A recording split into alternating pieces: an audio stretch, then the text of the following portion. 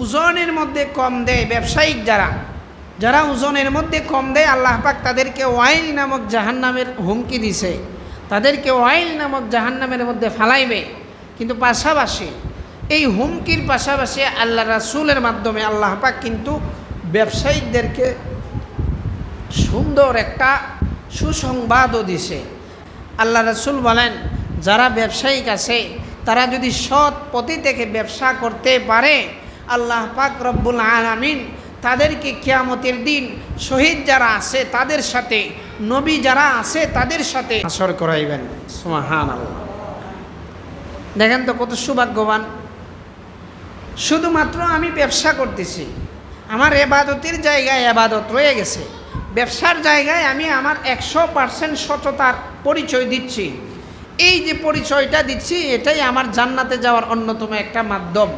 শুধুমাত্র জান্নাতেই যে যাব এমন নয়, বরংস আমি ব্যবসায়িক যদি সততার সাথে ব্যবসা করি তাহলে আমি নবীদের সাথে, সিদ্দিকিনদের সাথে, নেককার বান্দাদের সাথে, ওলি আউলিয়াদের সাথে জান্নাতের মধ্যে থাকতে পারবো। এখন বলবেন যে হুজুর ব্যবসায়িক মানে মনে হয় আপনাদের নজরে এইটাই বাঁচতেছে যে এখানে যে 2টা দোকান আছে এরাই মনে হয়। আমি বইলে দিতেছি, আমাদের দৃষ্টিভঙ্গিটা এইটাই।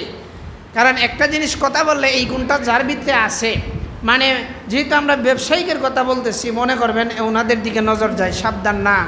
ব্যবসা শুধুমাত্র এই দোকানদারি না, ব্যবসা আপনার ক্ষেতের মধ্যে ধান বিক্রি করতেছেন ওইটাও ব্যবসা, আপনি মাছ বিক্রি করতেছেন ওজনের মধ্যে কম দিছেন ওইটাও ব্যবসা, আপনি ফসল ফলাইছেন বাজারে বিক্রি করছেন ওইটার মধ্যে কম দিছেন ওইটাও ব্যবসা। এই জন্য মনে করবেন না আমার তো দোকান নাই তাহলে এমন আমি ব্যবসায়িক না। না, ব্যবসায়িক হওয়ার জন্য দোকানদার হওয়া শর্ত না। আপনি বাজারের মধ্যে এখন আপনার ঘরের মধ্যে একটা ফসল ফলাইছিলেন জায়গার মধ্যে, ওই ফসলটা বাজারে নিয়ে বিক্রি করতেছেন, ওজনের মধ্যেই হোক কিংবা আপনার সংখ্যার মধ্যেই কম হোক। অনেক সময় দেখবেন বাজার থেকে লিচু কিনলে দান্দাবাজগুলাই বলে আপনার জন্য 200 টাকা, এটার দাম ছিল 400 টাকা, শুধুমাত্র তোমার জন্য 100 লিচু 200 টাকা। তা গণি আমি 1 2 3 ঘুরে গণি, আরে ভাই তুমি আমারে বিশ্বাস করো না, তুমিও আমারে অবিশ্বাস করো।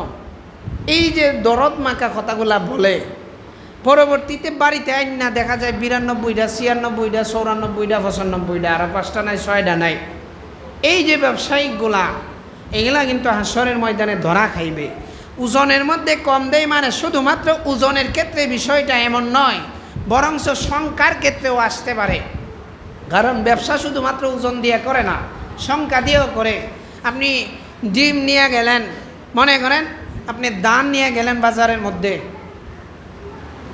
বস্তার নিচের যে অংশটা আছে এই অংশের মধ্যে ধরেন আপনার বস্তার মধ্যে 1.5 মণ ধান ধরে বা 2 মণ, বড় বস্তা যেটা, 8 মণ ধান নিচের মধ্যে ফ্রেশ সুন্দর ধানটা রাইখে দিয়েছেন। এরপরে আর 8 মণ ধান কিছু সমস্যাওয়ালা ধান রাইখে দিয়েছেন, আবার 8 মণ ধান রাখছেন ভালো, এরপরে আবার আরও 8 মণ রাখছেন ভালো। তার মানে বোঝা যাইতেছে এই ভালোগুলোর সাথে খারাপগুলা মিক্স হয়ে যেন কী হয়ে যায়, একাকার হয়ে যায়।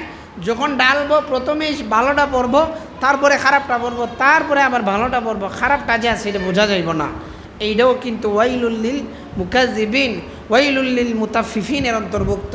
আপনি ব্যবসার ক্ষেত্রে দান্দাবাজি করবেন, ধরে খাইয়ে পড়বেন, বুঝতে পারছেন?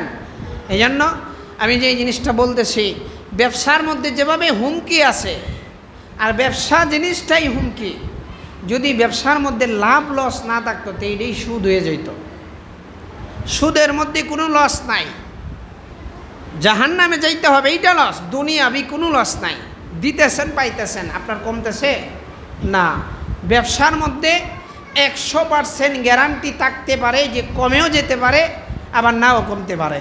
এই যে আপনাদের অঞ্চলের মানুষ হাঁস রাখানি করে না, 5 লাখ টাকা দিয়ে মার্কেটে নামলো, মাঠে নামলো যে হাঁসের ব্যবসা করব, গরুর ব্যবসা করব, 50 লাখ নিয়ে নামলো।